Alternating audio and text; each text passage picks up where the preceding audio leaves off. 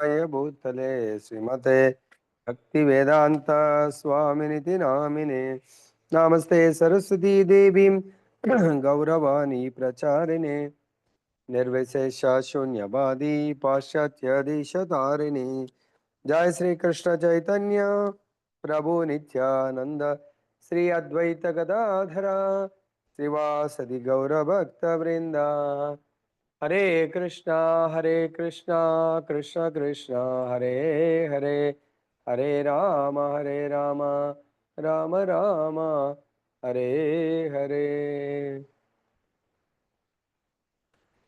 बोलो श्री श्री राधा रमन लाल की जय, राधा माधव की जय, సమవేత భక్త బృంద की जय।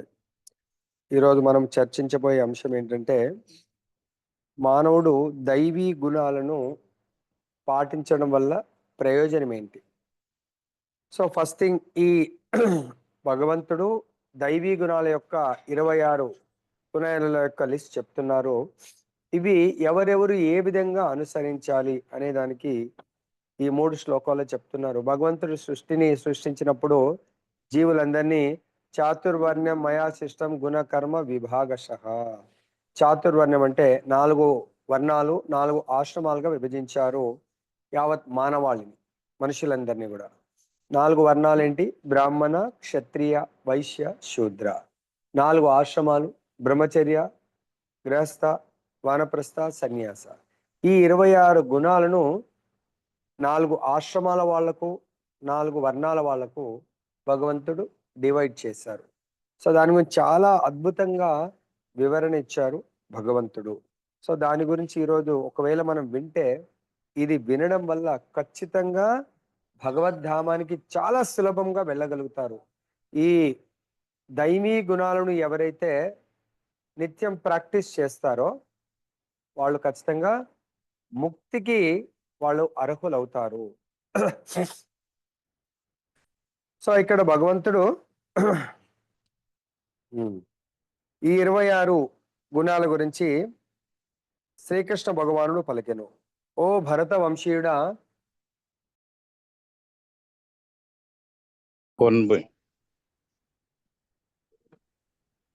భగవంతుడు 26 గుణాల యొక్క లిస్టు మనకు వివరిస్తున్నారు।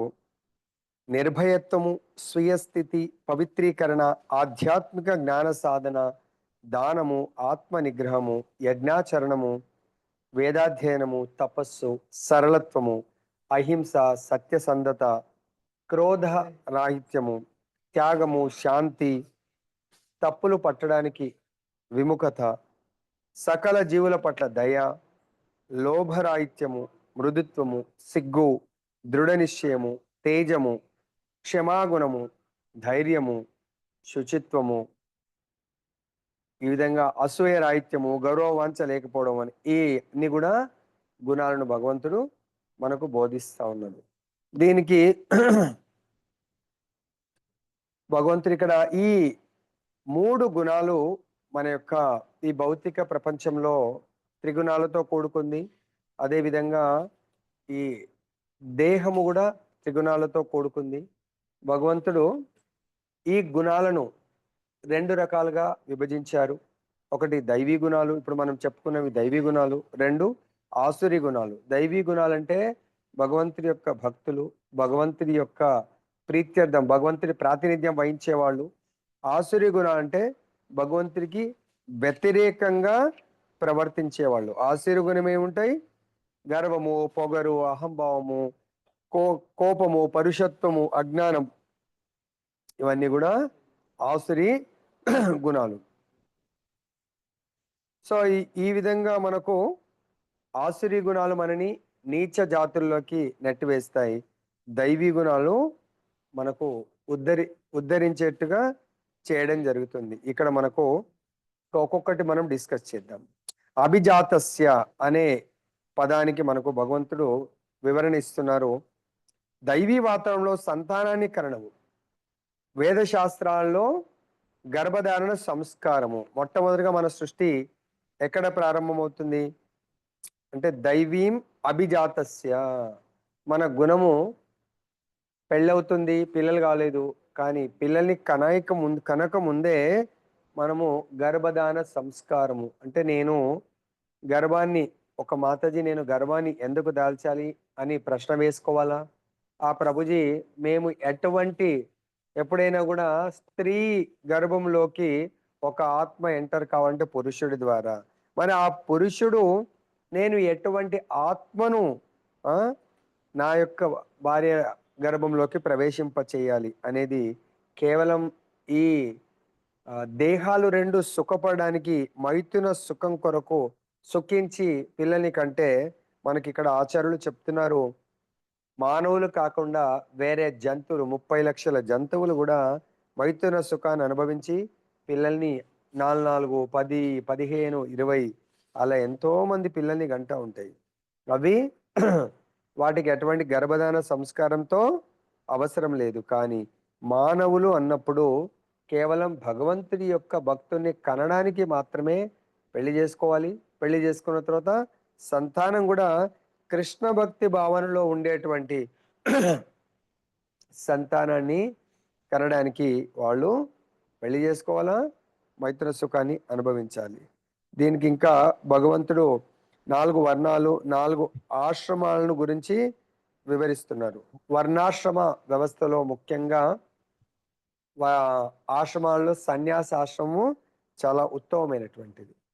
సో బ్రహ్మచర్య, గృహస్థ, వానప్రస్థ, సన్యాస.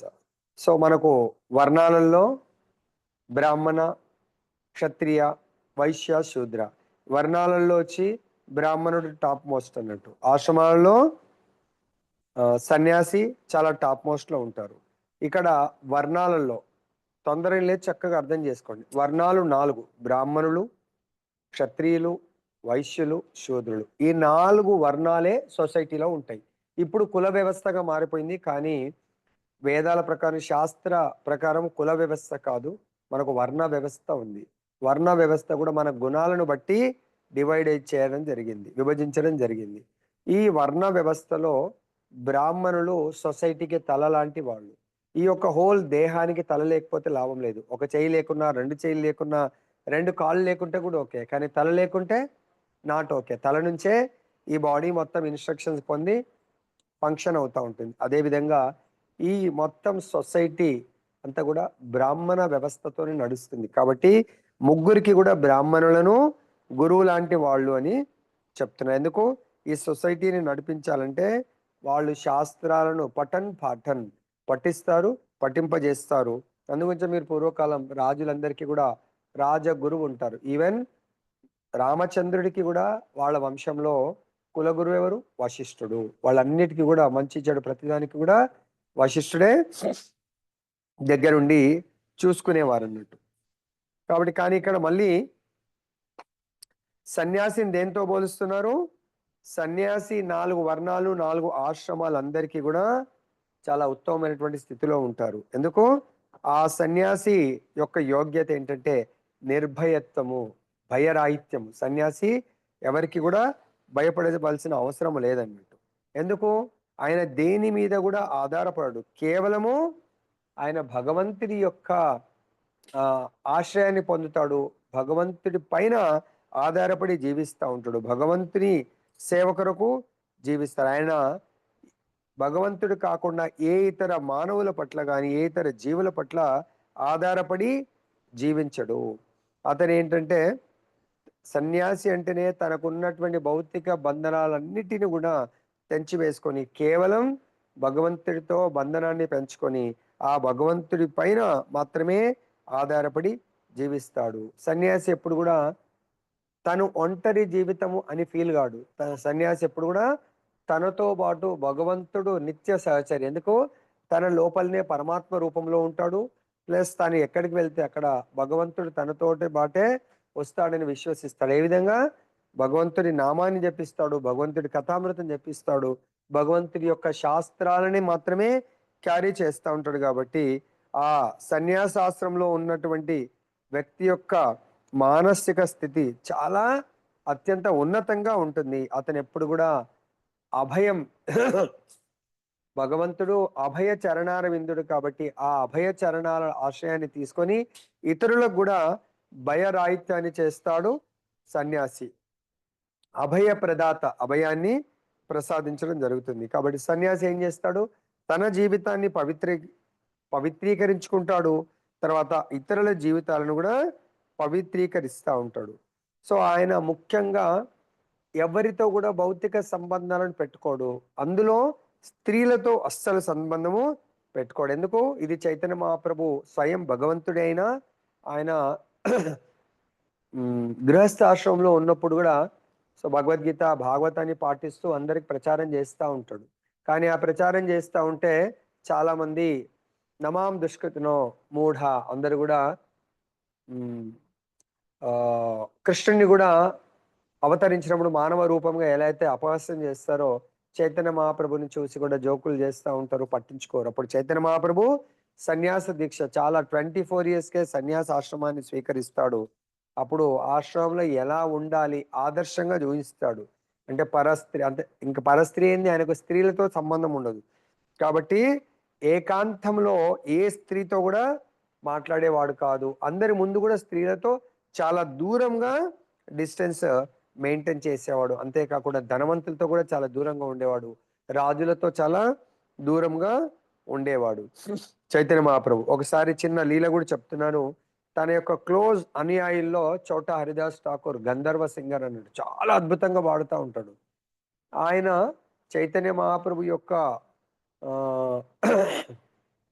క్లోజ్డ్ సర్కిల్లో ఒక భక్తుడు. కానీ ఒకసారి అనుకోకుండా ఒక వయసులో ఉన్న మాతాజీ పట్ల ఆయన సో చాలా అందంగా ఉంది అనే భావనతో చూస్తాడు. అది చైతన్య మహాప్రభుకు ఆయన పరమాత్మ స్వరూపుడు ఆయన. సో అలా చూసిన విషయాన్ని తెలుసుకొని ఇమ్మీడియట్ గా ఆ చోటా హరిదాస్ ఠాకూర్ చాలా ప్రియమైన వాడు చైతన్య మహాప్రభుకు. అయినా కూడా ఎప్పుడైతే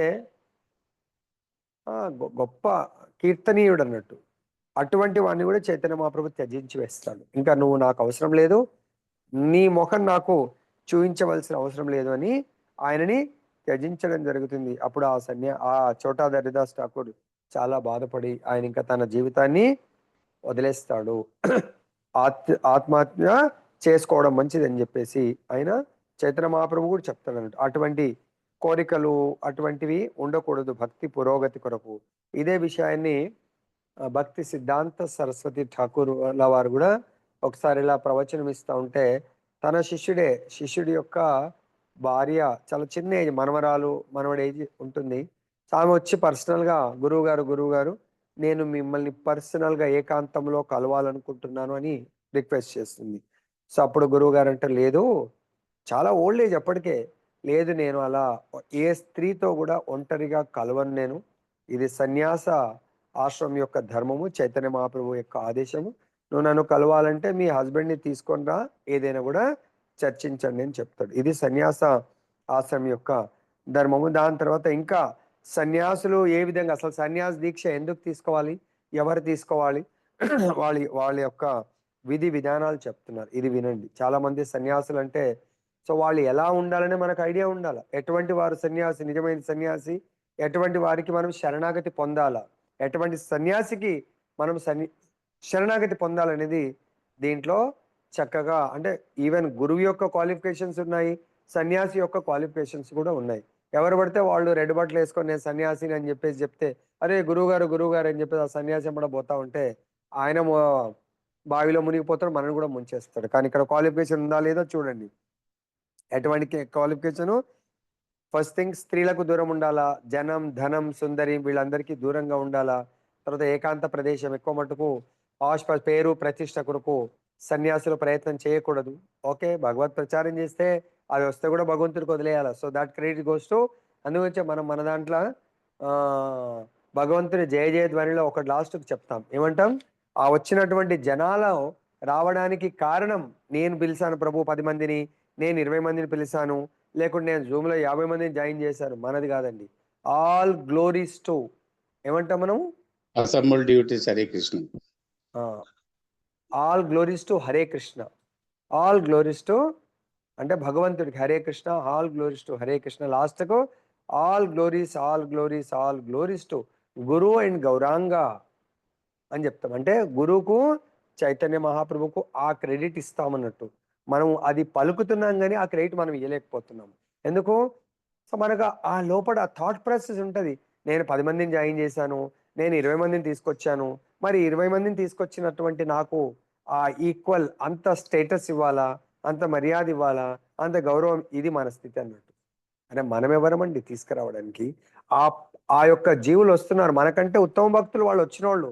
కొంతకాలం వాళ్ళకు బ్యాడ్ కర్మ ఉండి ఎక్కడెక్కడో తిరుగుతా ఉన్నారు. తర్వాత ప్రభుపాదుల వారు 56 సంవత్సరాలు బయట తిరిగారంటే ప్రభుపాద శుద్ధ భక్తుడు కాదా? ప్రభుపాదని తీసుకొచ్చినటువంటి వాళ్ళ గురువుకి పరిచయం చేసినటువంటి ఆహ్, ఆ భక్తుడు ఇగ తర్వాత మొత్తం డప్పు కొట్టుకొని, లేదు ఈ ప్రభుపాద మీ గురువు గారిని నేను తీసుకొచ్చాను. మీ గురువుగారిని నేను పరిచయం చేశాను చెప్పుకోవాల్సిందా? జస్ట్ ఆయన ఒక ఇన్‌స్ట్రుమెంట్ అంతే. కానీ నిజంగా ప్రభుపాదుల వారికి వాళ్ళ గురువు గారికి ఆల్రెడీ బంధం ఉందండి. కాబట్టి మనం చెప్పాలి. లేదు ప్రభుజీ జస్ట్ అది మీరే మీ యొక్క గొప్ప మనసుతో ఆ భగవంతుడి కృపతో నన్ను నాకొక ఇన్‌స్ట్రుమెంట్ లాగా లైక్ మీకు నాకు ఇన్‌స్ట్రుమెంట్ ఏంది? Mobile networking. ఆ నెట్వర్క్ మిమ్మల్ని నన్ను కలుపుతుంది.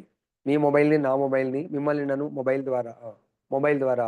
అదే విధంగా ఇక్కడ ఆ విధంగా మనం భావించాలి. నాకేం కెపాసిటీ ఉందండి. భగవంతుడి కృప, గురు కృప అని జెప్పేసి అనుకోవాలి తప్ప, మనం ఇది అనుకోవడం అలా పైపైన. కానీ నిజంగా మనం అనుకోలేకపోతున్నాం. అది మన దురదృష్టము. ఇక్కడ ఏం జెప్తున్నారు?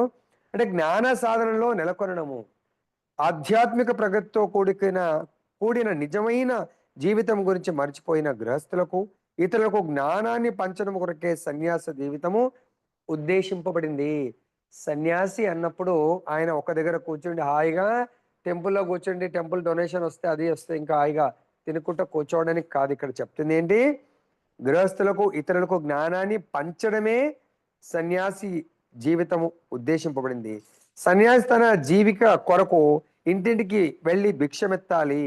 తాను జీవించడానికి ఇంటింటికి వెళ్లి భిక్షాటన చేయాలి. అది అదెవరు మనకు చేసి చూయించారు?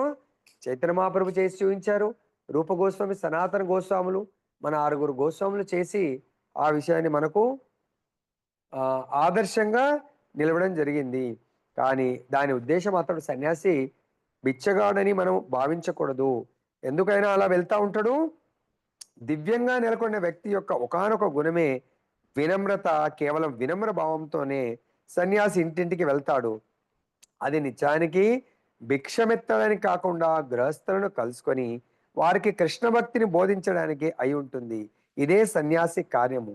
మనిషి నిజంగా పురోగమించిన వాడైతే గురువుచే ఆదేశింపబడితే తర్కముతో అవగాహనతో కృష్ణ భక్తిని ప్రచారం చేయాలి. పురోగతి చెందని వాడు కాకపోతే అతడు సన్యాసము స్వీకరించకూడదు. కాబట్టి సన్యాసము స్వీకరించే ముందే ఆయన సకల శాస్త్ర పండితుడై ఉండాలి. తర్వాత ఆ జ్ఞానముతో ఇతర గృహస్థులను, ఇతర జీవులందరినీ కూడా ఉద్ధరించాలి. ఒకవేళ ఆయన నిర్భయత్వంలో సత్వ సంశుద్ధి అంటే నిర్మలత్వము, జ్ఞాన యోగంలో నెలకొని ఉండాలి. ఎవరు? సన్యాసి. సో దీనికి మనం ఎగ్జాంపుల్ చాలా సార్లు చెప్పడం జరిగింది. బుద్ధుడు కూడా సన్యాసే. ఆయన కూడా ప్రతి ఇంటికెళ్ళి భిక్షాటన చేసేవాడు. ఒక ఇంటికి వెళ్తే అరే బుద్ధుడు వస్తున్నాడని చెప్పి అతను చాలా సావుకారి, చాలా గొప్ప ధనవంతుడు. అయితే ఆయన ఏం చేస్తాడు? ఆయన లెవెల్‌కు తగ్గట్టుగా మంచి విలువైనటువంటి వస్తువులను దానం ఇవ్వడానికి ఒక పాత్రలో పెట్టుకొని ఉన్నాడు. కానీ బుద్ధుడు ఈ విషయాన్ని తెలుసుకొని వాళ్ళ ఇంటికి వెళ్ళక ముందే ఒక నీళ్లు అలా రోడ్డు మీద పారుతా ఉంటే అక్కడ బురదలాగా ఉంటుంది. తన దాన పాత్ర తను దానం తీసుకునే పాత్ర చాలా క్లీన్‌గా ఉంటుంది. కానీ ఆయన విలువైనటువంటి వస్తువులను తనకిచ్చి తన నుండి వెలకట్టలేనటువంటి జ్ఞానాన్ని పొందాలి అనుకున్నాడు. మంచిదే. కానీ ఆయనకు ఒక లెసన్ నేర్పించడానికి తన దానము తీసుకునేటువంటి పాత్రని అక్కడ మురికి నీళ్ళు అంటే బురద నీళ్ళతో దాంట్లో నింపేసి ఇలా కింద పడేస్తే మొత్తం బురదలాగా అయిపోయింది. అప్పుడు మాతా భిక్షాం దేహి అన్నాడు. అన్నప్పుడు ఆ ధనవంతుడొచ్చి మహారాజ్ గురూజీ ఎలో అంటే అది చూస్తే మొత్తం మురికి పాత్ర ఉంది. అప్పుడు ఆ ధనవంతుడు అంటాడు, "అరెరెరే! ఇది విలువైన వస్తువులు మీ మురికి పాత్రలో ఏస్తే అంతా మురికవుతది గదా! అది నాకివ్వండి నేను కడిగి శుభ్రం జేసి దాంట్లో దానాన్ని ఇస్తాను" అంటాడు. అప్పుడు బుద్ధుల వారంటారు, "ఈ పాత్రని కడిగి దానం ఇస్తానంటున్నావు. కానీ నీ బుర్ర అనే పాత్రని కడిగినప్పుడు గదా! నువ్వు ఏమైతే కోరుకుంటున్నావో ఈ దానానికి ప్రతిఫలం. నేను వట్టిగా తీసుకోవడానికి రాలేదు. నీ బుర్రనంతా గూడా వాష్ చేసి నిజమైనటువంటి జ్ఞానాన్ని ఇవ్వడానికి వచ్చాను. కానీ ఇది అన్లెస్ అంటిల్ దీన్ని క్లీన్ చేయకుండా నువ్వు జ్ఞానాన్ని సంపాదించాలనుకుంటే బురదలో ఎంత విలువైన వస్తువు వేసినా ఏమవుతుందది? బురదతోనే కూడుకుంటది. కాబట్టి ఫస్ట్ దీన్ని వాష్ చేసేయి. ఇది దాన్నేమంటారు మన కంప్యూటర్ లాంగ్వేజ్‌లో ఫార్మాట్ చేసేయి. మొబైల్ లాంగ్వేజ్‌లో ఫార్మాట్. అంటే ఇది జీరో అయిపోవాలి. మొత్తం కంప్లీట్ క్లీన్ అయిపోవాల. అప్పుడు నేనిచ్చే జ్ఞానాన్ని నువ్వు స్వీకరించగలుగుతావు అని చెప్పడం జరిగింది. అప్పుడు ఆయన గూడా ఒప్పుకుంటాడు. గురువుగారు మీరిప్పుడు ఏది చెప్తే దాన్నే నేను స్వీకరించడానికి రెడీ ఉన్నాను. దాన్ని వ్యతిరేకించడానికి రెడీగా లేను. అంటే చూడండి జ్ఞానాన్ని తీసుకునేవాడు ఎప్పుడైనా గూడా అందు గురించి మనకు భగవద్గీతలో 4.34లో ఏమన్నారు?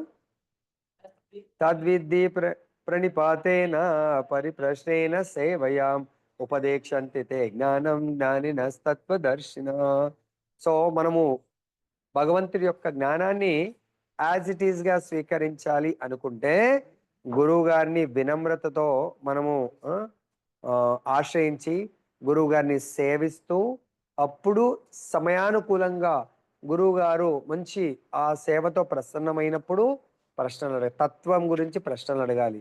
అప్పుడు ఆ ప్రశ్నల ద్వారా తెలుసుకోవాలి అని చెప్తున్నారు. నెక్స్ట్ చెప్తున్నారు దానం. ఈ దానము ఇందాక జ్ఞానం అనేది సన్యాసులకు సంబంధించింది. దానం అనేది గృహస్థులకు ఉద్దేశింపబడింది. గృహస్థులు గౌరవనీయమైనటువంటి పద్ధతుల్లో జీవికను సంపాదించుకుంటూ తమ ఆదాయంలో 50% ప్రపంచమంతటా కృష్ణ భక్తి భావన ప్రచారం చేయడానికి ఉపయోగించాలి. దయచేసి మనందరం గృహస్థులమే, ఎవరు సన్యాసి కాదు. కాబట్టి మనందరం కూడా మరి ఎవరు ఏ లెవెల్లో కృష్ణ భక్తిని ప్రచారం చేయడంలో తన జీవితాన్ని అంకితం చేస్తారో మనందరికి తెలుసు. ఇక్కడ ఏమంటున్నాను, ఎవరైతే ఓకే నేను బిజినెస్ చేస్తున్నాను, టైం లేదు ప్రభుజీ, నాకు బిజినెస్కే సమయం సరిపోతుంది, కానీ బిజినెస్ చేస్తూ భక్తి చేస్తున్నాను. మరి ఆ సంపాదన మీరు బిజినెస్ వదిలిపెట్టి బయటకు వెళ్ళట్లేదు, ఓకే మంచిదే. మరి ఏం చేయమంటున్నాడు భగవంతుడు ఇక్కడ?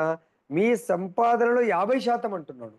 కానీ ఈ రోజుల్లో 50% అంటే అందరు హార్ట్ ఫెయిల్ అయిపోతారు. ఇది శాస్త్రం చెప్తుంది.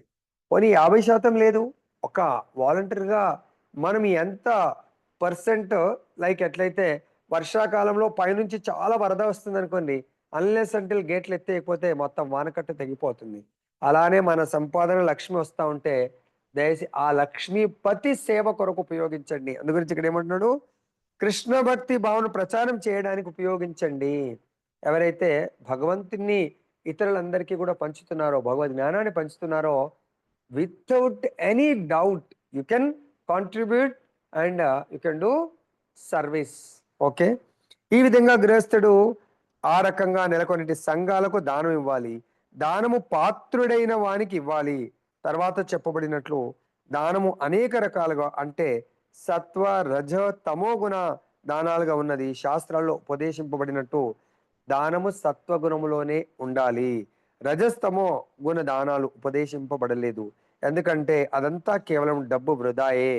ప్రపంచమంతటా కృష్ణ భక్తి భావన ప్రచార నిమిత్తమే దానం ఇవ్వాలి. అది సత్వగుణము. దయచేసి గుర్తుపెట్టుకొని మనం ఏమనుకుంటాం, అరే ఎవరికో ఎందుకు ఇవ్వాలా, నేను మా ఇంట్లోనే ప్రోగ్రామ్ చేస్తా, మా ఇంట్లో కూడా డీటీ ఉంది, మా ఇంట్లో కూడా విగ్రహాలు ఉన్నాయి, నేను మా ఇంట్లో చేసుకుంటాను అని చెప్పేసి మన మూర్ఖపు ఆలోచన.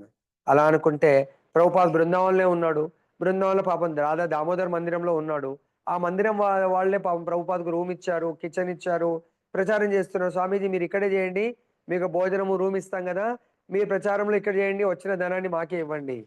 ఉన్నారు అక్కడే? లేరు. ప్రభుపాదుల వారు ఏం చేశారు, తన గురుదేవుల వారు ఏమైతే ఆదేశం ఇచ్చారో దాని కొరకు జీవితాన్ని త్యాగం చేయాలి తప్ప మన ఓన్ కల్పన కాంకాక్షన్ వితౌట్ గురు ఇన్స్ట్రక్షన్స్ మీరు ఒకవేళ సొంతంగా చేయడానికి ప్రయత్నం చేస్తే దాని యొక్క సక్సెస్ ఫెయిల్యూర్ మీరే భరించాలా.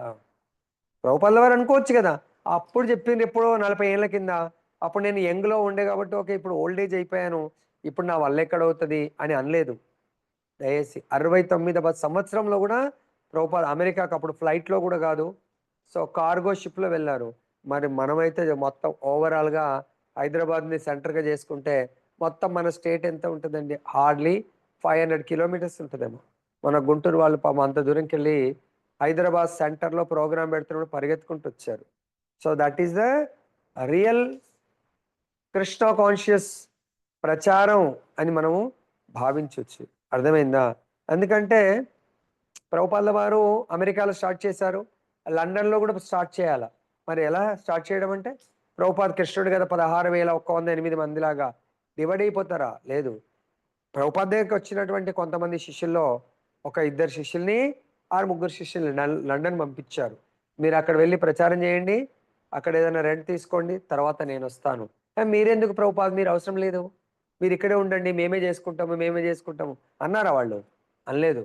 తర్వాత ఇమ్మీడియట్గా అక్కడ పోయి ప్రచారం కొంచెం స్టార్ట్ చేసి ప్రభుపాద్ ఫోన్ చేసి, ప్రభుపాద్ రండి ప్రభుపాద్, అక్కడ అయిపోయింది. అక్కడ నుంచి అక్కడ కొంతమంది అయిన తర్వాత దాన్ని జర్మన్కి పంపించారు. జర్మన్కి ఒక 4-5 వెళ్ళారు. మన జయపతాక్ మహారాజ్ జర్మనీయే. అక్కడ వెళ్ళిన తర్వాత అక్కడ మంచి ప్రచారం స్టార్ట్ అయింది. అప్పుడు ఇంకా ప్రభుపాద్ ఎందుకు, గురువు ఎందుకు, మనమే కదా, మనం చేసుకుంటే అయిపోతుంది కదా అనలేదు. అక్కడ వాళ్ళు ప్రచారం చేసిన తర్వాత గురువు గారికి ఫోన్ చేసి, ప్రభుపాద్ మీరు రండి ప్రభుపాద్ అంటే, మనకు ఆ గురువు గారి పేరు తీసుకున్నప్పుడు మన నరాల్లో ఆనందం ఎప్పుడు ఎవరికైతే వస్తుందో, అది చైతన్య మహాప్రభు శిక్షాష్టకంలో మనకు ఒక శ్లోకంలో చెప్తారు. భగవంతుని నామం ఇస్తే నయనం గలదశ్రు ధారయ వదనం గద్గద రుద్దయా గిర పులకైర్ నిచితం వపు కదా. అంటే ఈ యొక్క వపు అంటే శరీరం అంతా పులకాంకితం అయిపోవాలా, గొంతు గద్గదం అయిపోవాలా, కళ్ళు ద్రవిస్తూ ఉండాలి. అది నిజమైనటువంటి భక్తి అండి. వాళ్ళు ఆ రోజు మరి ఎవరు వాళ్ళు, ప్రభుపాద్ ఎందుకు, ప్రభుపాద్ అక్కడే ఉండని, ప్రభుపాద్తో సంబంధం లేదు, మనమే చేస్తాం కదా అంటే జీరో అయిపోతుందండి. వాళ్ళని ప్రభుపాద్ బ్లెస్ చేసి అక్కడికి పంపించారు. ప్రభుపాద్ కూడా ఏమన్నారు, నేను ఇక్కడికి వచ్చానంటే నా వల్ల ఏమవుతుంది, నా గురువు గారు ఇదంతా నడిపిస్తుంది, గురువు గారు. ఎప్పుడైతే ఆ ఫీలింగ్ మనకు ఉంటుందో 100% సక్సెస్ మనకే వస్తుంది. కానీ క్రెడిట్ గోస్ టు గురువు. లేకుంటే అలా ప్రభుపాదిని ప్రపంచమంతా తింపకపోతే, ఈరోజు ప్రపంచమంతా ప్రభుపాద్ ఎక్కడ అడుగు పెడితే అక్కడ చాలా పవిత్రంగా మారిపోయింది. మనం కూడా అటువంటి కాన్షియస్ ఉండాలా. ప్రతి దగ్గరికి మా గురువు గారు రావాలా, గురువు గారితో ప్రచారం జరగాల, భగవత్ ప్రచారం జరగాలి. అందుగురించి మనం కూడా మన ఆచార్య ఇస్కాన్లో ప్రతి దగ్గరికి మహారాజుని పిలుస్తూ ఉంటారు, గురువుల్ని పిలుస్తూ ఉంటారు. ఎందుకు? ఆ గురువులు భగవత్ ప్రతినిధులు. అంటే ప్రభుపాదుల వారి శిష్యులు ప్రతినిధులు కాబట్టి వాళ్ళ ద్వారా మన కార్యక్రమాన్ని మనం ప్రారంభిస్తూ ఉంటాం. ఈవెన్ మనం అందుగురించే ఎప్పుడైనా విగ్రహ ప్రతిష్టాపన, ప్రాణప్రతిష్ఠ జరగాలంటే మనకంటే ఉత్తమ భక్తుల యొక్క ఆజ్ఞానుసారం చేస్తూ ఉంటాం. మనం సొంతంగా చేసామనుకోని, సొంతం అంటే దాని యొక్క సొంతమే ఉంటుంది అన్నట్టు. అర్థమైందా? ఇంకేమంటున్నాను, ఇక దమముకు ఆత్మ నిగ్రహము సంబంధించినంత వరకు అది ఇతర ఆశ్రమాల వారికే గాక ప్రత్యేకంగా గృహస్థునికి ఉపదేశింపబడింది. అంటే ఆత్మ నిగ్రహం అంటే గృహస్థులు ఇష్టం ఉన్నట్టు విచ్చలవిడిగా ఎంజాయ్ చేస్తూ ఉంటారు. స్పెషల్లీ భార్యాభర్తలు పిల్లలతో.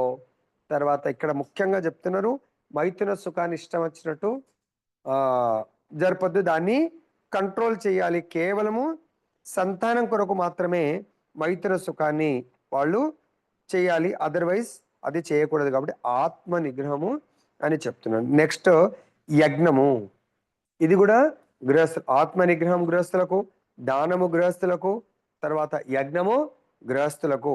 ఇది కొరకు భగవంతుడు బోధిస్తున్నాడు శ్రీకృష్ణ భగవానుడు. యజ్ఞముకు చాలా ధనం అవసరం పడుతుంది. ఇతర ఆశ్రమంలో ఉన్న వారికి బ్రహ్మచర్యంలో ధనం ఉండదు, తర్వాత సన్యాసుల దగ్గర ధనం ఉండదు, తర్వాత వానప్రస్థంలో కూడా వాళ్ళ యొక్క గృహాన్ని కూడా దాదాపుగా వదిలేస్తారు. కాబట్టి వాళ్ళు ఈ 3 ఆశ్రమాలు వాళ్ళు భిక్షమెత్తి బతుకుతూ ఉంటారు. కానీ గృహస్థులు చాలా కష్టపడి ఈ బ్రాహ్మణులు సన్యాసుల్ని పిలిచి అగ్నిహోత్రాలను వారు తప్పక నిర్వహించాలి. సో ఇది త్రేతాయుగం, యజ్ఞయాగాదుల యుగం. ఈవెన్ ద్వాపరయుగంలో కూడా యజ్ఞయాగాదులు చేశారు. కలియుగంలో కూడా యజ్ఞాలు చెయ్యాలి. కలియుగంలో ఏది బెస్ట్ యజ్ఞము? సంకీర్తన యజ్ఞము. యజంతి సుమేధస. అంటే మనకు ఈ యజ్ఞాలన్నిట్లోకెల్లా సంకీర్తన యజ్ఞము చాలా ముఖ్యమైనది. ఎటువంటి సంకీర్తనము? హరే కృష్ణ కృష్ణ కృష్ణ హరే హరే, హరే రామ రామ రామ హరే హరే. హరినామ సంకీర్తన యజ్ఞాన్ని ప్రతి గృహస్థుడు నిర్వహించాలి. ప్రభు మరి ఎక్కడ నిర్వహించగలుగుతారు? ప్రతి ఇంట్లో నిర్వహించాలి, ప్రతి కాలనీలో నిర్వహించాలి. ప్రతి ఇంట్లో అంటే మనం ప్రతి ఏదో ఒక అకేషన్లో, మన ఇంట్లో కొత్త ఇల్లు కట్టుకున్నాం, సంకీర్తన యజ్ఞం చేయండి. మన ఇంట్లో అమ్మాయి ఎంగేజ్మెంట్ అయింది, సంకీర్తన యజ్ఞం చేయండి. మ్యారేజ్కి ముందు సంకీర్తన యజ్ఞం చేయండి. బర్త్డే ఉంది, సంకీర్తన యజ్ఞం చేయండి. తర్వాత ఆ విధంగా ఎవరైనా మన ఇంట్లో వెళ్ళిపోయారు, సంకీర్తన యజ్ఞం చేయండి. ఇల్లు రెనోవేషన్ చేశారు, సంకీర్తన యజ్ఞం చేయండి. అదే మామూలు యజ్ఞం అంటే చాలా ఖర్చుతో కూడుకున్నటువంటిది. కానీ సంకీర్తన యజ్ఞానికి ఏమీ ఖర్చు లేదండి. 10 మంది భక్తుల్ని పిలవాలి. భగవంతుడి యొక్క ఆ! సంకీర్తన, భగవంతుడికి నైవేద్యం పెట్టిన ప్రసాదాన్ని ఇతరులకు వితరణ చెయ్యండి. నెక్స్ట్ ఏమంటారు? స్వాధ్యయనము. స్వాధ్యయనం ఎవరికి సంబంధించింది? బ్రహ్మచారులకు సంబంధించింది. బ్రహ్మచారులకు స్త్రీలతో సంబంధం ఉండకూడదు. వారు బ్రహ్మచర్య జీవితాన్ని గడుపుతూ ఆధ్యాత్మిక జ్ఞాన సాధనకై మనస్సును వేద సాహిత్య అధ్యయనంలో నిలపాలి. ఇదే స్వాధ్యాయ యజ్ఞం అని చెప్తా ఉంటారు. కాబట్టి మన సాధన చాట్లో కూడా ఏం పెట్టాం? స్వాధ్యాయము. మనకు స్వాధ్యాయన యజ్ఞం కూడా ఉంది. కాబట్టి మనం ఇప్పుడు అంతా ఓల్డ్ ఏజ్కి వస్తున్నాము.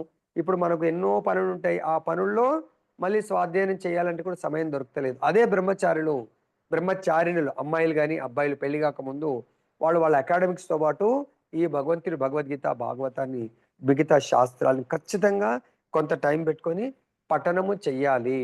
అది బ్రహ్మచారులకు చెప్తున్నారు. అదేవిధంగా తపస్సు అనే దైవీ గుణము ముఖ్యంగా వానప్రస్థ జీవితానికి సంబంధించింది. వానప్రస్థ జీవితం అంటే మనకు తపస్సు ఎవరు? కర్దమముని, దేవహుతి ఉన్నారు. వాళ్ళు పెళ్లికి ముందు తపస్సు చేస్తారు. కర్దమముని భగవంతుడి కృప వల్ల దేవహుతిని భార్యగా పొందుతాడు. ఇద్దరు కలిసి గృహస్థ జీవితంలో వాళ్ళు ఏం చేస్తారు? యజ్ఞాలు చేస్తారు. ఇద్దరు కలిసి భగవంతుడి యొక్క సేవను చేసి తర్వాత సంతానం కన్న తర్వాత ఆయన ఏం చేస్తాడు? వానప్రస్థ జీవితాన్ని తపస్సుకు వెళ్ళిపోతాడు. అదేవిధంగా కర్దమునే కాకుండా ఇంకా ఎవరు వెళ్ళారు అట్లా వానప్రస్థ జీవితంలో తపస్సుకు వెళ్ళిన వాళ్ళ దాంట్లో? సో మనం చూసినట్టయితే ఫైనల్గా ధృతరాష్ట్రుడు, గాంధారి వాళ్ళు ఇంటికి అంకితమైపోతారు. వాళ్ళు కూడా విదురుడి యొక్క బోధనల వల్ల వనానికి వెళ్ళిపోతారు. అక్కడే తపస్సు చేసుకొని భగవద్ధామం వెళ్తారు. వాళ్ళే కాకుండా పాండవులు కృష్ణుడు ఈ భూమండలం నుంచి వెళ్ళిపోయాడు అనగానే కొంతిమారైతే ఇమ్మీడియట్ గా శరీరాన్ని చాలిస్తుంది. పాండవులు వాళ్ళు కూడా వనాలకు వెళ్ళిపోవడం జరుగుతుంది. ఆ విధంగా తపస్సు అనేది వానప్రస్థ జీవితానికి సంబంధించింది. తపస్సు అంటే ఇంకా ఇల్లు, సంసారము, పిల్లలన్నింటిని వదిలిపెట్టి కంప్లీట్ గా అంటే చాలా సరళమైనటువంటి జీవితము, సింపుల్ గా వనాలు ఏదో పళ్ళు ఫలాలు కందమూలాలు కానీ ఇప్పుడైతే అలా వెళ్ళకుండా అట్లీస్ట్ మన పిల్లల్ని సెట్ చేసి ధామంలో అన్న కొంత ధామవాసం చేయాలి కొంతకాలం. అక్కడ ఇప్పుడు చాలా మంది చేస్తూ ఉంటారు. 6 నెలలు అక్కడ, 6 నెలలు ఇక్కడ, 3 నెలలు అక్కడ, సీజన్ బట్టి. చాలా అంటే వాళ్ళకు సీజన్ మరీ టూ మచ్ ఉందనుకోరు, మనం భరించలేనప్పుడు మళ్ళీ మన ప్రదేశానికి వచ్చి మళ్ళీ ఎక్స్ట్రీమ్ సీజన్ ఉన్నప్పుడు ఇక్కడికి వస్తారు. మామూలు అప్పుడు ధామంలో నివసిస్తూ ఉంటారు. కొందరు అక్కడే ఉండిపోతున్నారు. ఐంద్ర ప్రభు అయితే మొత్తం కంప్లీట్ ధామ సన్యాసం తీసుకున్నాడు. అక్కడే 24 అవర్స్ హరినామ సంకీర్తన చేసేవాడు. తపస్సు అంటే ఇక్కడ మనిషి తన జీవితం అంతా గృహస్థనిగానే ఉండిపోకూడదు. బ్రహ్మచర్యము, గృహస్థ జీవితము, వానప్రస్థము, సన్యాసం అనే 4 జీవన విభాగాలని. కానీ ఈ రోజుల్లో ప్రతి ఒక్కరూ పెళ్లి చేసుకున్న తర్వాత చనిపోయే వరకు 100 ఏళ్ళైనా కూడా గృహస్థ జీవితానికి అంకితం అయిపోతుంది. కానీ ఆ భార్య బిడ్డలకు ఎవ్వరు కూడా వానప్రస్థ జీవితానికి కొరకు బయటకు రావట్లేదు. అది మనం చేస్తున్నటువంటి చాలా దురదృష్టము. తర్వాత ఇక్కడ మనం గుర్తుంచుకోవాల్సింది ఏంటంటే ఎల్లప్పుడు గుర్తుంచుకోవాల్సింది గృహస్థ జీవనం తర్వాత అతడు దాని నుండి విరమించాలి. దీన్నే మనకు ఆచార్యులు ఏం చెప్తారంటే ప్రతి యుగంలో సత్యయుగం అయితే 1,00,000 సంవత్సరాలు, 25,000 బ్రహ్మచర్యము, మళ్ళీ నెక్స్ట్ 25,000 గృహస్థ, తర్వాత 25,000 వానప్రస్థ, నెక్స్ట్ సన్యాసం తీసుకునేవాళ్ళు. ఇప్పుడు కలియుగంలో తీసుకుంటే 100 years అనుకున్నట్టు అయితే 25 years. అందుగురించే 25 years at any caste marriage చేస్తారు, అబ్బాయి అయినా అమ్మాయి అయినా. తర్వాత నెక్స్ట్ వాళ్ళు అర్లీగా 50 years కల్లా వాళ్ళ పిల్లలు 2022కి వస్తారు. కాబట్టి అట్లీస్ట్ 50 లేకున్నా 55 వరకన్నా వాళ్ళు ఈ యాక్టివ్ గృహస్థ జీవితం నుండి రిటైర్మెంట్ తీసుకొని ఏం చేయాలా? వాళ్ళు వానప్రస్థ జీవితం తీసుకోవాలి. కానీ మనం అనుకుంటున్నాం కానీ ప్రాక్టికల్ మాత్రం మనకు అంత ధైర్యం సరిపోవడమో, మా పిల్లల్ని చూసుకోవాలా, పిల్లల్ని చూసుకోవాలా, we're waiting for our grandchildren. అరే why you are waiting? So మీ గురించి మీ నిజమైన తండ్రి వెయిట్ చేస్తున్నాడు. ఇక్కడ మునిగిపోతే మీరు అక్కడికి వెళ్ళలేరు. గ్రాండ్ చిల్డ్రన్ పట్ల మనకు ఆసక్తి పెరిగిందంటే మన నిజమైనటువంటి తండ్రి పట్ల మనకు ఆసక్తి తగ్గిపోతుంది. కాబట్టి దయచేసి ఇక్కడ అదే మనకు బోధిస్తున్నారు. 25 సంవత్సరాలు ఏ విధంగా ఉండాలి అని చెప్పేసి. గృహస్థ జీవితం నుండి విరమించిన వ్యక్తి శారీరక, మానసిక, వాచిక తపస్సులు చేయాలి. కాబట్టి మనం ఎప్పుడైతే 50 క్రాస్ అవుతుందో ధామ సందర్శనాలు చేస్తూ తపస్సుగా, అరే నా లెవెల్ ఇదండి, నాకు తగ్గట్టు ఏసీలలో దాంట్లో దీంట్లో చాలా ఉన్నతంగా వెళ్ళాలి, ఉన్నతంగా అనుభవించాలనుకుంటే అది తపస్సు కాదండి. మినిమం లెవెల్లో తపస్సు చేస్తూ ఉండాలి. ఆ తపస్సు కూడా ఒక లీల చెప్తాను. మనం ఆ లీలలు చెప్తే మరి సమయం ఓకే. దీన్ని పార్ట్ 1, పార్ట్ 2గా మనం డివైడ్ చేసుకొని చర్చిద్దాం. ఈరోజు కొన్ని లీలలు చెప్పుకుందాము. తపస్సు అనబడుతుంది. వర్ణాశ్రమ ధర్మ వ్యవస్థ మొత్తము తపస్సు కొరకే ఉద్దేశింపబడింది. తపస్సు లేకుండా ఏ మానవుడు ముక్తిని పొందలేడు. దయచేసి మీరందరూ కూడా మనకు ముక్తి కావాలా, గోలోకం కావాలా, తర్వాత సామీప్య, సారూప్య, సాలోక్య కావాలంటే ఖచ్చితంగా తపస్సు చేయవలసిందే. వితౌట్ తపస్య మనం భగవంతుణ్ణి పొందలేము. జీవితంలో తపస్సు అవసరం లేనే లేదని, మనిషి జ్ఞానం ఉంటే అంతా బాగుంటుందనే సిద్ధాంతము వేద సాహిత్యంలో కానీ భగవద్గీతలో కానీ చెప్పబడలేదు. చాలామంది అనుయాయులను అంటే ఫాలోవర్స్ని ప్రోగు చేసుకోవడానికి ప్రయత్నించే బూటకపు ఆధ్యాత్మిక వాదులచే అటువంటి సిద్ధాంతాలు తయారు చేయబడతాయి. నిషేధాలు, నియమ నిబంధనలు ఉంటే జనులు ఆకర్షితులు కారు. అందుకే కేవలం ప్రదర్శన కొరకు ధర్మం పేరిట అనుయాయులను కోరుకునే వారు తమ శిష్యుల జీవితాలను కానీ తమ జీవితాలను కానీ నియంత్రించరు. కానీ అటువంటి పద్ధతి వేదాలలో ఆమోదింపబడలేదు. చూడండి, ఇక్కడ చాలా మంది ఎక్కువ ఫాలోవర్స్ కావాలని తపన పడుతూ ఉంటారు. నియమ నిబంధనలు కూడా కొన్నిటిని ఎగ్జెంప్షన్ చేస్తూ ఉంటారు. ఎందుకు? చాలా మందిని ఆకట్టుకోవడానికి కొరకు. అది నిజమైనటువంటి ఉద్ధరించే జీవితము కాదు అని చెప్పేసి ఇక్కడ మనకు చెప్తున్నారు. పొద్దున ఒక మహారాజ్ గారి యొక్క నేను లీల వింటా ఉన్నాను. బృందావనం నిజంగా జరిగిన లీల అన్నట్టు. ఆ ఒక బాబాజీ ఉంటారు. అంటే ఆయన ఆ, మన సుఖదేవ గోస్వామి ఏమంటానన్న వీళ్ళని,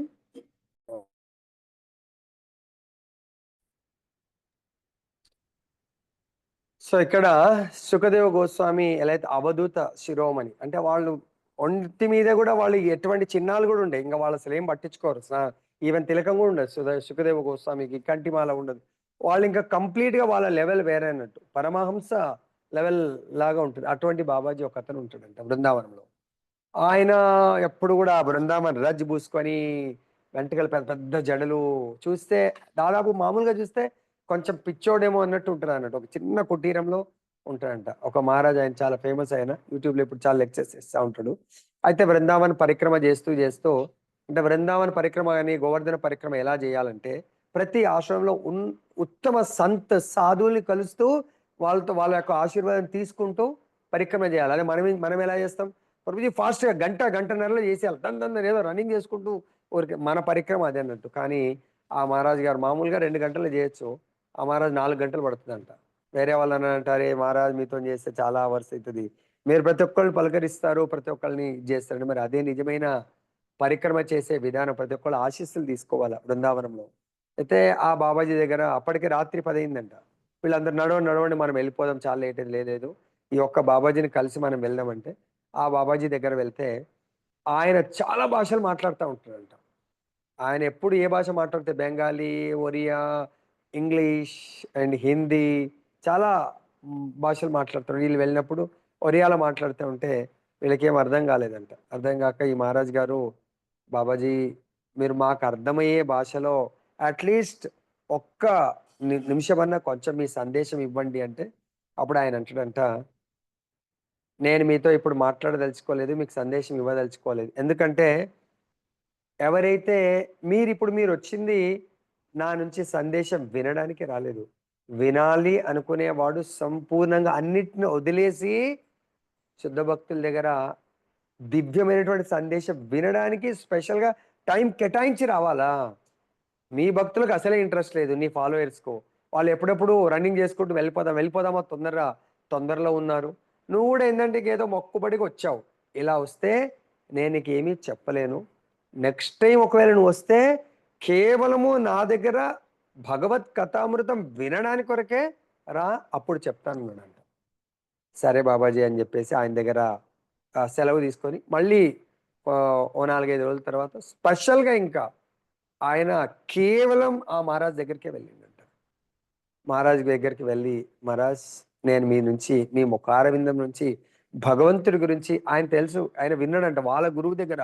అరే! ఆయన చాలా ఉత్తమ భక్తుడు. పరమహంస స్టేజ్ ఆయన. అవధూత శిరోమణి. ఏముండదన్న పెద్ద జడలు, జస్ట్ చిన్న లంగోట ఉంటదన్నట్టు. ఈవెన్ స్నానం గూడా చేస్తాడు, లేకుంటే లేదు. వర్షానికి తడుస్తాడు. ఆయన అసలు అట్లా చాలా మందుంటారు బృందావనంలో. చూడ్డానికి అట్లా కంప్లీట్‌గా ఒక పిచ్చోళ్ళ కనబడడం వాళ్ళ వేషధారణ. అప్పుడు అంటాడంట, ఆయన ఒక్కడే వస్తాడు అప్పుడు. "మహారాజ్, మీతో ఏకాంతంలో భగవత్ కథామృతం వినడానికొచ్చానిప్పుడంటే" అప్పుడు ఆయన హిందీలో "ఆ! ఇప్పుడు నువ్వు కరెక్ట్ వచ్చావు." అప్పుడు అంటాడంట, ఈ కదంబ ట్రీ అప్పుడు చెప్పడం ప్రారంభిస్తాడంట. అశ్రుధారలు ఆయన ఎంత ఆనందంలో చెప్తా ఉంటాడంటే, "ఈ బృందావనం ఏమనుకుంటున్నావు నువ్వు? ఈ బృందావనంలో ఈ కదంబ ట్రీ అప్పుడు కృష్ణ, రాధాకృష్ణులు ఏదైతే వాళ్ళు కదంబ ట్రీ దగ్గర నృత్యం చేసేవాళ్ళు, వాళ్ళు రాసలీల వాళ్ళిక్కడ సమయాన్ని విశ్రాంతి అదే కదంబ ట్రీ. ఈరోజు గూడా రాధాకృష్ణులొచ్చి వాళ్ళు ఆ లీల చేస్తా ఉంటారు. ప్రతిరోజు నేను ఆ రాధాకృష్ణుల్ని చూస్తా ఉంటాను" అని జెప్పేసి చెప్పడము. తర్వాత అక్కడున్నటువంటి ఇంకెన్నో ప్రదేశాల గురించి చెప్తూ, అక్కడ భగవంతుడు ఈ లీల చేస్తాడు. తర్వాత అక్కడ చీర్ ఘాట్ ఉంది. ఇప్పుడు గూడా అక్కడ భగవంతుడు ఆ లీల చేస్తా ఉంటాడు అని జెప్పేసి తన కన్నులో కట్టినట్టుగా రోజు నిత్యమైన దర్శనం జేసుకుంటున్న లీలలు చెప్తే, ఈ వింటున్నటువంటి మహారాజ్ కళ్ళల్లోంచి మొత్తం అశ్రుధారలు గారుతా ఉన్నాయంట. అప్పుడు ఆయన అన్నాడంట, "మరి మీరు రెగ్యులర్‌గా ఏం చేస్తా ఉంటారు మహారాజ్? మేము బయటకు వెళ్ళాల్సొస్తది ప్రవచనాలు ఇవ్వడానికి" అని. అంటే ఎందుకు బయటకు వెళ్ళాల్సిన అవసరం ఏందంటే, బయటకు వెళ్ళి 10 మందికి ప్రవచనం వాళ్ళని ఇక్కడ రమ్మనాల. బృందావనం వదిలిపెట్టి వెళ్తారా ఎవరు? వెళ్ళకూడదు. బృందావన్‌కే వాళ్ళని రమ్మని వినాలి. వినమని జెప్పాలంటే, లేదు బయటకు వెళ్ళకపోతే మహారాజు ఎన్నో సంస్థలు అవి ఇవి ఉన్నాయి. మరవి రన్ అవ్వాలంటే మరి చాలా డబ్బులు అవసరం పడతది గదా! అంటే, అరే! ఎవరైతే ఇందాక అభయం, ఎవరైతే బృందావనాన్ని నమ్ముకుంటారో, రాధారాణిని నమ్ముకుంటారో, సో, రాధారాణిని నమ్ముకున్న వాళ్ళకు డబ్బులు కొదవనా? లక్ష్మీ సహస్ర శత సంభ్రమ సేవ్యమానం. లక్ష్మి లైన్ కడుతుంది వాళ్ళని సేవించడానికి, వాళ్ళ ఆశ్రమాన్ని సేవించడానికి అని బోధించడం జరిగింది. కాబట్టి ఈరోజు గూడా బృందావనంలో అటువంటి చాలా శుద్ధ భక్తులు, మహాత్ములు ఎంతోమంది భగవంతుని సేవిస్తూ ఉన్నారు. సో, ఇంతటితో మనం ఇక్కడ ముగిద్దాము. ఎక్కడి వరకు వచ్చాం మనం ఇక్కడిది? తపస్సు. రేపు మన సరళత్వము, అహింస ఇవన్నీ పార్ట్ 2 కింద రేపు చెప్పుకుందాం. జై బోలో గ్రంథరాజ్ శ్రీమద్ భగవద్గీత की जय, श्री श्री राधा रमन लाल की जय, जगन्नाथ बलदेव सुभद्रा माई की जय, गौर निताई भगवान की जय, जगत गुरु श्री प्रभुपाद की जय। श्री श्री